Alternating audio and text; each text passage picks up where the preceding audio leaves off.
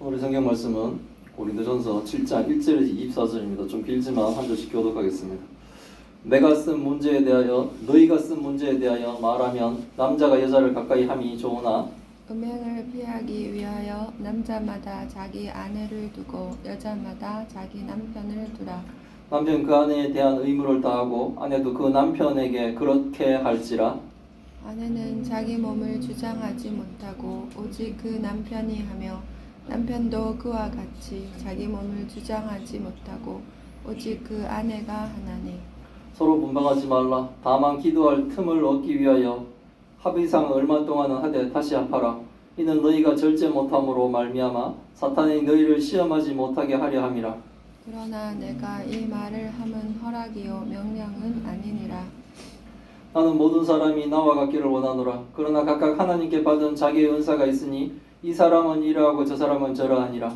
내가 결혼하지 아니한 자들과 과부들에게 이르노니 나와 같이 그냥 지내는 것이 좋으니라.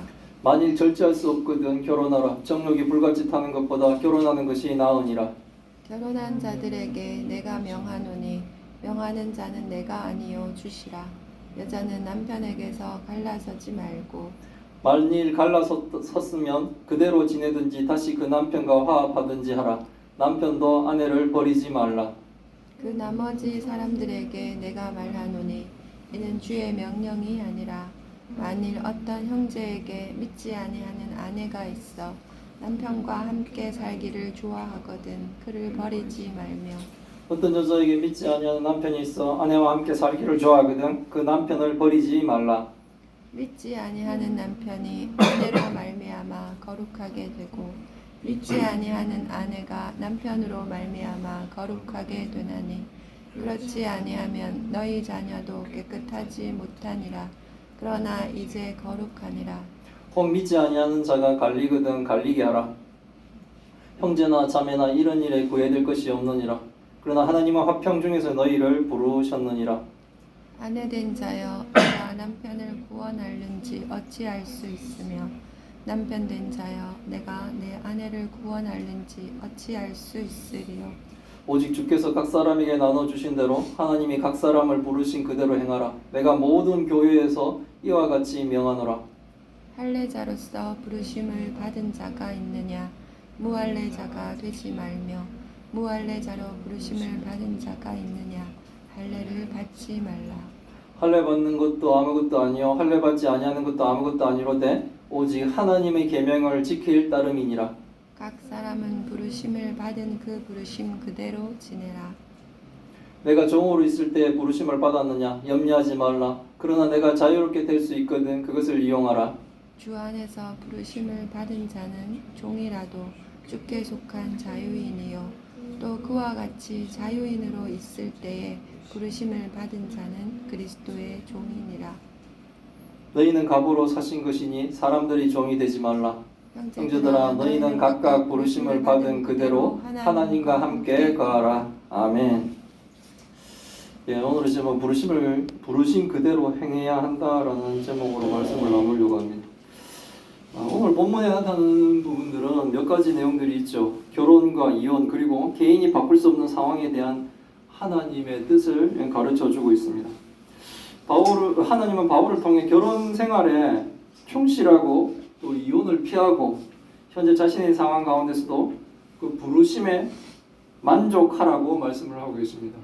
어째 보면 주시는 그 명령이 현실에 닥쳤을 때 우리가 참으로 어찌 보면 순종하기 힘든 그런 내용이 되겠습니다. 그럼에도 불구하고 하나님의 말씀에 따라 순종해 가는 것이 바로 성도의 의무라고 할 수 있겠습니다.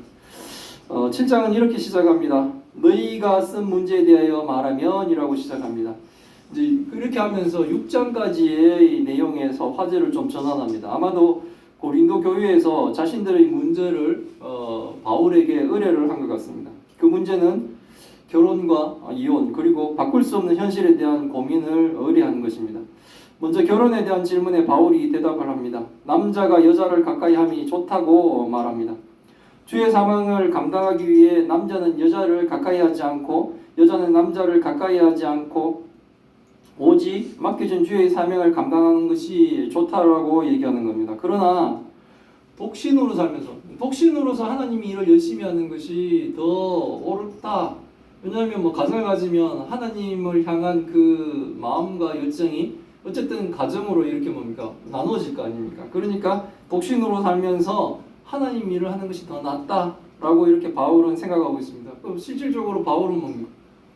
독신으로 죽는 날까지 독신으로 하나님을 계속 섬겼던 사람이죠. 사명을 감당했던 바울이기 때문에 바울은 이제 그것이 더 낫다라고 생각한 거예요. 하지만 독신으로 살면서 음행을 행하는 것보다 남자마다 자기 아내를 두고 여자마다 자기 남편을 두라라고 얘기합니다. 독신으로 살면서 하나님 일만 하면 되는데 그게 아니고 이게 사람의 본능이죠. 정욕이라든지 이런 부분들이 식욕처럼 수면욕처럼 정욕 또한 사람의 본능이기 때문에 이것 때문에 음행을 행할 것 같으면 차라리 남자는 아내를 두고 여자는 또 남편을 두라는 겁니다. 남자와 여자가 결혼해서 가정을 이루어서 음행을 피하라는 거예요. 그리고 결혼한 부부는 서로에 대해 남편은 그 아내에 대한 의무를 다하고 아내도 남편에 대한 그 의무를 다해야 된다라고 가르쳐주고 있습니다. 결혼하면 아내의 몸은 자기 마음의 몸이 아니요 남편의 것이기도 하며 남편의 몸도 자기만의 몸이 아니요 아내의 것이기도 합니다. 결혼하면서 남편과 아내는 서로에 대한 의무가 생기는 겁니다. 이런 의무를 지기 싫어서 결혼하지 않으려면 차라리 결혼하지 않는 게 낫다는 거죠. 결혼을 하게 되면 상대방에 대한 의무가 생기는 거예요. 그것을 감당하면서 결혼을 하는 겁니다. 그래서 결혼을 했다면 부부는 성실히 자신에게 맡겨진 그 의무를 상대방에 대한 그 의무를 행해야 되는 거예요. 이게 부부가 되는 거예요. 근데 자신은 그 의무를 행하지 않고 상대방에게만 그 의무를 강요한다면 그거는 뭡니까? 온전한 부부가 아니라는 겁니다. 그것은 뭡니까? 문제 있는 부부가 되는 거예요. 그리고 부부는 서로 분방하지 말라고 합니다. 이것은 물리적인 부부의 별거를 의미하기도 하고 상대방의 요구에 대한 거절을 하지 말라는 의미도 있습니다. 다만 기도에 전념하기 위하여 서로 합의하여 얼마 동안 부부가 떨어져 있는 것은 가능하지만 부부는 함께 있어야 된다고 하는 거예요.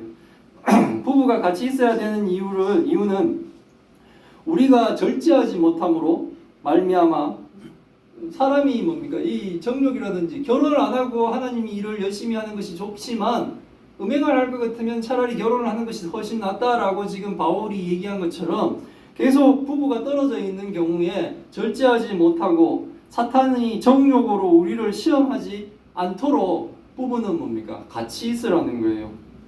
떨어져 있으면 문제가 생긴다는 거죠. 지금 우리나라에 문제가 되는 것 중에 하나가 기러기 아빠라 그래가지고 자식 유학 보내고 거기에 뭡니까? 부인 딸려 보내고 남편은 한국에 남아서 돈 벌어서 돈만 붙여주고 남편 혼자 살고 저기 부부 거래돼 있는데 뭐 애들이 크면서 서로 부딪히면서 쌓여가는 정을 남편은 뭡니까? 완전히 차단됐죠. 그런 상황에서 그냥 돈만 보내주는 사람처럼 이제 돼버린 거예요. 결국은 뭡니까? 수년이 지나면 서로에 대한 교감과 공통점을 찾기가 힘들죠. 그렇게 되면 뭡니까? 남편은 또 남편대로 혼자 살면서 정욕에 대한 뭡니까? 이 유혹들을 받게 될 것이고 또 떨어져 있는 가족들도 그렇게 돼서 결국은 또 이 가정이 해체되는 그런 뭡니까? 안타까운 일들도 벌어지고 있는 거예요. 그래서 그렇게 하지 말라는 거예요. 자칫 하다가 사탄의 유혹에 넘어갈 수 있기 때문에 부부가 떨어져 있는 것은 좋지 않다는 거예요. 바울은 그러나 자신이 하는 말은 허락이고 즉 충고라는 얘기예요. 이게 절대적인 것은 아니에요. 반드시 그렇게 하라는 명령은 아니라는 겁니다. 형편에 따라서 어떤 부부는 떨어져 주말 부부가 되는 경우도 있습니다. 그러나 그때에도 부부는 부부의 도를 지키며 음행을 해서는 안 된다라고 말을 하고 있는 겁니다. 바울은 모든 사람들이 자신처럼 독신으로 살기를 원한다고 합니다. 그럼 뭐 사실 인류는 끝이죠. 다 독신으로 살면 자녀가 태어나지 않고 후손이 없겠죠. 바울이 얘기하는 것은 하나님 일을 열심히 하기 위한 그 열정적인 마음입니다. 그러나 각각 하나님께 받은 자기의 은사가 있다는 거예요. 바울이 받은 은사는 독신으로서 뭡니까? 하나님을 섬겨나가는 은사를 받았다면 다른 사람들은 그렇지 않은 사람이 있다는 거예요. 그 사람이 틀렸다는 것이 아니라 다르다는 거죠. 각각 하나님께 받은 자기의 은사가 있으니 어떤 사람은 바울처럼 독신으로 살면서 주의 일을 하고 또 어떤 사람은 결혼해서 주의 일을 하는 겁니다. 어떻게 살든 성도는 뭡니까? 온전하게 살아가는 것이 중요하다고 바울은 얘기하고 있는 겁니다. 바울은 현재 결혼하지 않은 사람들과 과부들에게 말하는데 지금 그 상태로 그냥 지내는 것이 좋겠다 이렇게 얘기하는 거예요. 지금 결혼하지 않고 또한 이제 남편이 없는 과부로 있는 그 사람들한테 뭐 결혼하거나 재혼을 하려고 애쓰지 말고 지금 그 상태에서 그대로 하나님을 섬겼으면 좋겠다라고 얘기하는 거예요. 하지만 뭡니까? 그 혼자 살면서 만약에 사탄의 유혹을 받거나 이런 일이 벌어질 것 같으면 그 사람들도 뭡니까? 결혼을 하는 것이 낫죠. 그래서 만일 정욕을 절제할 수 없다면 결혼하는 것이 훨씬 좋다라고 얘기하는 거예요. 독신으로 살면서 정욕이 불타고 음행을 하는 것보다 차라리 결혼하는 것이 훨씬 좋다는 거예요. 그러니까 무엇이 더 좋은가라고 하면 사실 이쪽도 좋고 저쪽도 좋은 거예요. 죄를 짓지 않는 쪽으로 이쪽도 좋고 저쪽도 좋고 하나님 일을 하는데 이쪽도 좋고 저쪽도 좋은 거예요. 어떻게 사느냐죠. 이쪽으로 가면서도 독신으로 살면서도 사탄에게 유혹당하고 빌미를 줄 것 같으면 차라리 결혼하는 게 낫고, 결혼해서도 뭡니까? 음행을 하거나 만약에 이럴 것 같으면 차라리 결혼을 하지 않는 것이 낫다는 거죠. 그러면서 바울은 결혼한 자들에게 명령을 합니다. 지금 명령하는 자는 바울이 아니고 주님이시라는 거예요. 바울을 통해 기록된 고린도전서지만 이것이 뭡니까? 하나님의 명령이라고 얘기합니다. 여자는 남편에게서 갈라서지 말고 만일 갈라서면 그대로 지내든지 다시 그 남편과 화합하라고 합니다. 한마디로 뭡니까? 이혼했다면 그냥 재혼하지 말고 그대로 살든지 아니면 이혼했는 그 남편과 화합하라는 거죠. 그리고 남편들도 아내를 버리지 말라고 합니다. 하나님은 우리가 사실 뭡니까? 이혼하는 걸 바라지 않으시는 거죠.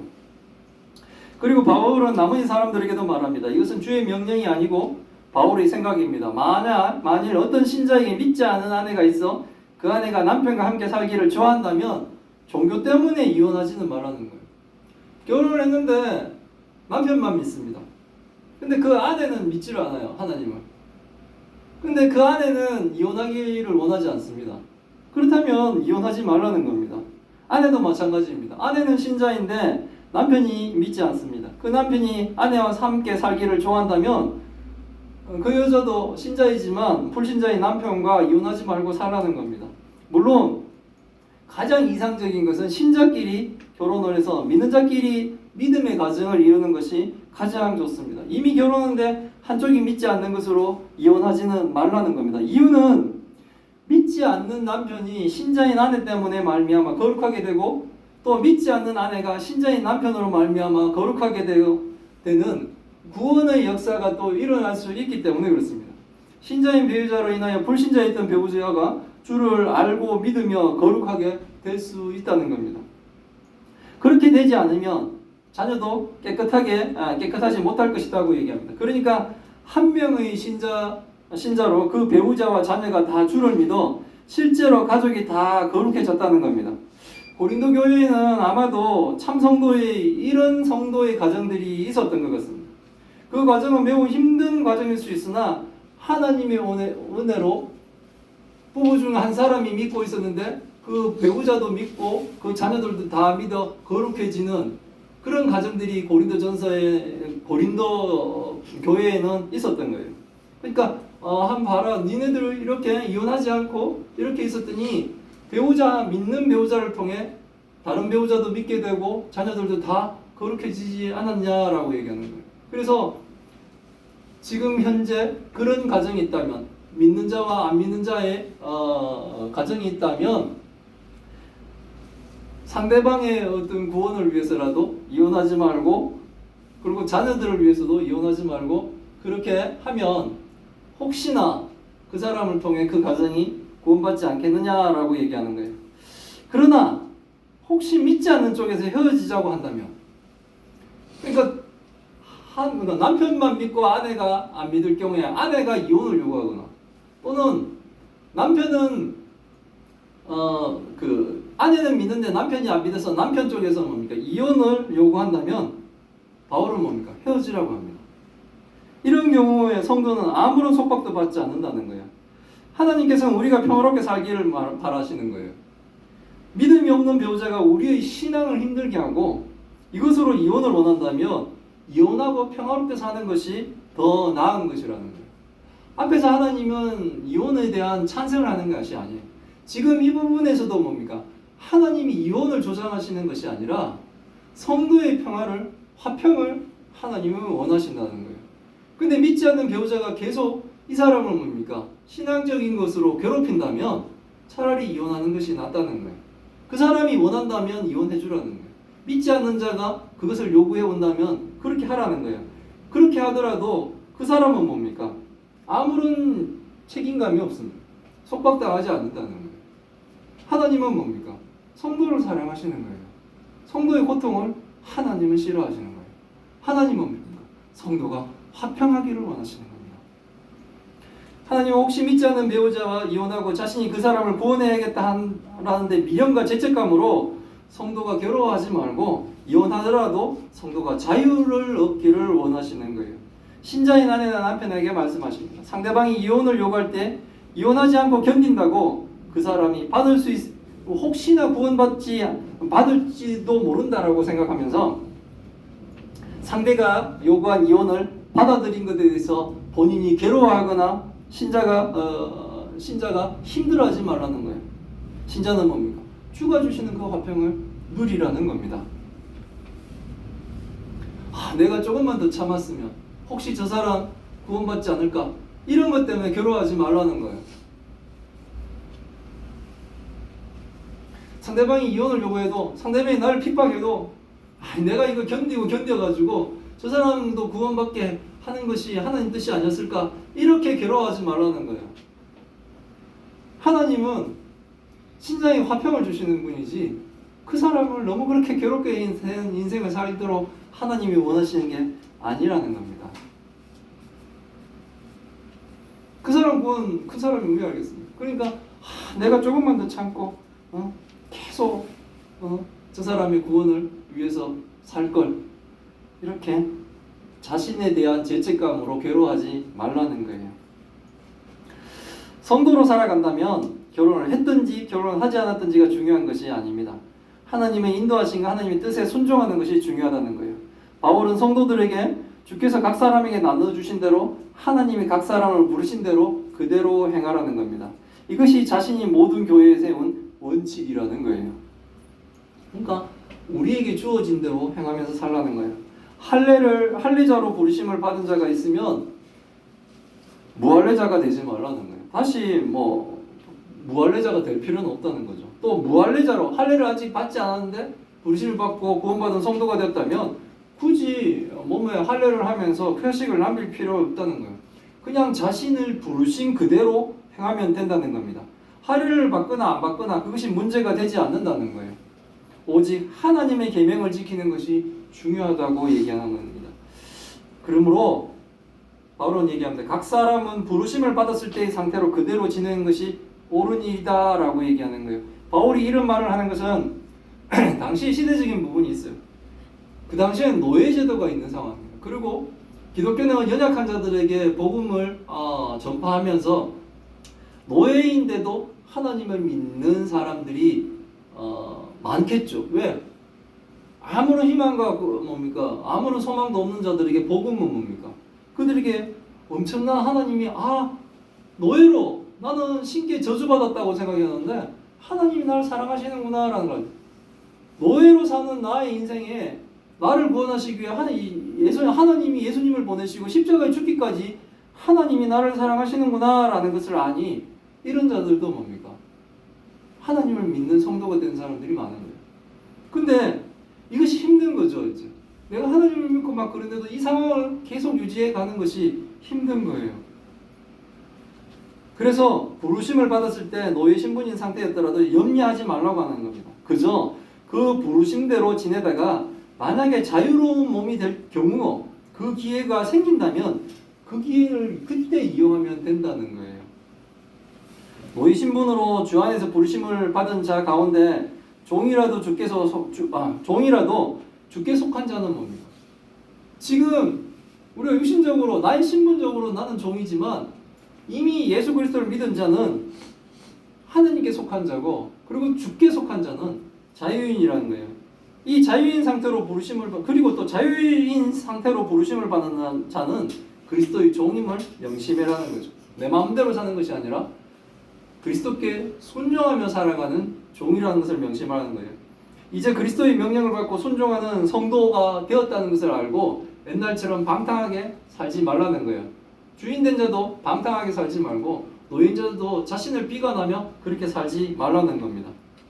이유는 성도는 종이든 노예든 주인이든 간에 예수 그리스도의 피값을 주고 속량하신 존재들이기 때문에 그렇습니다. 과거에는 노예였으며 인간 주인의 뜻에 따라 순종하며 수동적으로 살았습니다. 불의한 일도 망설이지 않고 시키는 대로 했지만 이제는 주님의 종으로 주께 순종하며 불의한 일은 거부하며 능동적으로 사는 존재로 바뀌었다는 거예요. 이게 이제 뭡니까? 자인으로서 이 땅을 살아가는 모습들이죠. 그래서 바울은 성도들에게 권면합니다. 형제들아 각각 부르심을 받은 그대로 하나님과 함께 거하라는 겁니다. 우리는 환경에 따라 우리의 마음이 흔들릴 때가 많습니다. 주를 믿는데도 힘든 삶의 영속이고 좀처럼 우리의 처지가 변하지 않는 것 같습니다.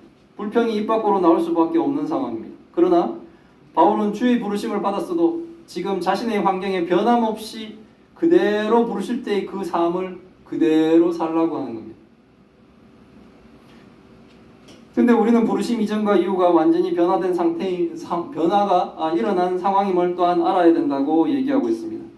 주의 부르심 이전, 즉 구원받기 전에 삶은 주인의 눈치를 보며 주인의 기분을 맞추기 위해 살았습니다. 그러나 이제 주의 부르심을 받은 구원받은 후의 삶은 육신의 주인의 눈치를 보며 일하는 것이 아니라 주의 종으로서 맡겨진 일을 성실히 수행하는 삶을 살아가고 있다는 거예요.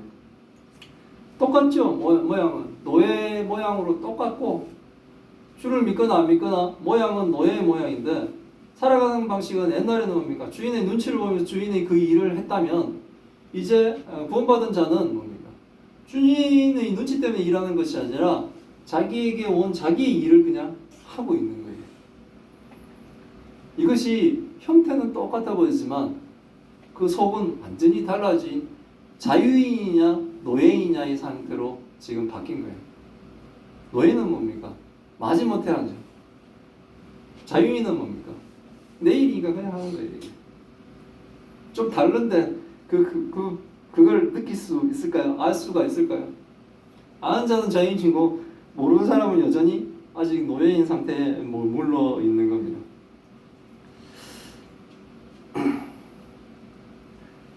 그래서 우리 하나님을 믿는 성도는 자유인이라고 얘기를 하는 거예요. 과거에 내 의지가 아니라 시킨 사람의 의지로 일했다면 이제는 내 자유의지로 열심히 일을 하고 있는 겁니다. 노예의 신분이 계속되면 계속되는 대로 살고 만약에 해방되는 기회가 온다면 그 기회를 살려 더욱더 열심히 삶을 살아가는 것이 바로 하나님과 함께 성도의 삶이 되는 겁니다. 우리가 하나님이 주신 상황에 자족할 수 있는 믿음이 있어야 되는 겁니다. 결혼을 했든지 안 했든지 하나님이 부르신 그대로 하나님의 종으로 살아가는 겁니다. 설교를 준비하다 보니까 박영선 목사님 욥기가 하신 내용하고 이렇게 어느 정도 좀 비슷해지네라는 생각을 좀 했던 적이 있어요. 욥기가 창조주에 대한 순종에 대한 이야기, 우리가 도덕적인 부분으로 바라보는 것이 아니라 우리가 아무 잘못도 없는 욥이 고난을 받을 때 욥이 계속 뭡니까? 저항이죠. 하지만 하나님, 이 천지를 만드신 창조주 하나님이 행하시는 그 길에 대해 우리는 뭡니까? 그냥 순종하며 가는 거예요. 지금 우리 형편이 부유한 자도 있을 것이고 가난한 자도 있을 것이고 건강한 자도 있을 것이고 몸이 연약한 자들도 있을 것이고 여러 가지 형편들이 있을 겁니다. 하지만 창조주 하나님에 대한 믿음으로 하나님이 인도하시는 대로 순종해 가는 것, 창조주에 대한 완전한 순종, 그것이 뭡니까? 사실은 성도가 나아갈 길이라는 거죠. 그래서 각각 부르심 받은 그대로 하나님과 함께 거하라라고 하는 이 말씀이 욥기하고도 통하고 이렇게 통하네라는 생각을 저는 했습니다. 그러면서 내가 지금 살아가고 있는 이 나의 형태가 노예의 모습으로 살아가고 있는지 아니면 자유인으로 살아가고 있는지 라는 생각을 해보면서 하나님이 자유인으로 만들어 주셨는데도 불구하고 노예처럼 살고 있다면 좀 억울하구나라는 생각이 들었습니다. 그거는 뭡니까? 내 정신을 피폐하게 만들기 때문이었어요. 이제는 하나님이 말씀으로 우리에게 말씀하시는 것처럼 우리는 자유인으로서 이제는 뭡니까? 하나님의 성도로서 내 자유의지로 내게 주어진 일들을 할 수 있는 그런 사람이 되는 것이 훨씬 뭡니까? 화평을 누리겠구나. 하나님 말씀하시는 그 화평 가운데 있겠구나 라는 생각을 좀 하게 되었습니다. 가난하면 가난한 대로, 부자이면 부자인 대로 우리를 부르신 그대로 주와 동행하는 교회와 성도가 다 되시기를 기원합니다. 아멘. 아멘. 네, 기도하겠습니다. 하나님 감사합니다. 오늘 말씀을 통해 하나님의 뜻을 알게 하시니 감사드립니다. 오늘은 결혼과 이혼 그리고 개인의 바꿀 수 없는 상황에 대한 하나님의 뜻을 배웠습니다. 결혼을 하거나 결혼을 하지 않거나가 중요한 것이 아니었습니다. 결혼을 하지 않아 음행의 죄를 지을 것 같으면 결혼하는 것이 더 현명한 길입니다. 결혼을 했으면 이혼을 하지 않는 것이 하나님의 뜻입니다. 그러나 믿지 않는 배우자로 인하여 성도가 고통받지 않기를 바라시는 하나님의 사랑을 또한 배웁니다. 비록 믿는 배우자를 통해 믿지 않던 배우자와 그 자녀들이 주를 믿으며 구원받는 것은 아름다운 일이지만 믿지 않는 배우자가 이혼을 요구할 때는 염려하지 말고 이혼하며 서로가 성도가 화평 가운데 있기를 바라시는 하나님의 마음에 감사가 됩니다. 우리의 환경이 노예 같은 환경 가운데 놓여 있을지라도 주를 바라보며 온전히 주를 따라 순종하며 살게 하옵소서. 주께서 우리를 부르신 그대로 우리가 행하기를 원합니다. 좋은 환경의 길이 열리면 그 길을 주를 섬기는 좋은 기회로 삼게 하옵시고 이런 형편 저런 형편 우리가 상황을 보지 않고 주만 바라보며 주의 종으로 온전히 행하는 교회와 성도가 되게 하여 주옵소서. 주님이 주신 모든 것에 만족하는 우리가 되게 하옵소서. 하나님 또 큰 병으로 고통받고 있는 주의 딸들을 기억하여 주옵소서. 힘들고 어려운 시간을 보내고 있습니다. 하나님의 사랑과 하나님의 위로를 아버지 베풀어 주옵시고 또한 기적을 저희에게 허락하여 주옵시고 또한 같은 시간 힘들어하고 있는 그의 가족들을 하나님 불쌍히 여겨 주옵소서. 나중에 시간이 지난 뒤에 아버지 우리가 기뻐 말하며 우리 모두가 하나님의 찬송과 기도가 되게 주님 도와주옵소서. 이 모든 말씀 우리 주 예수 그리스도의 이름으로 기도드리옵나이다. 아멘.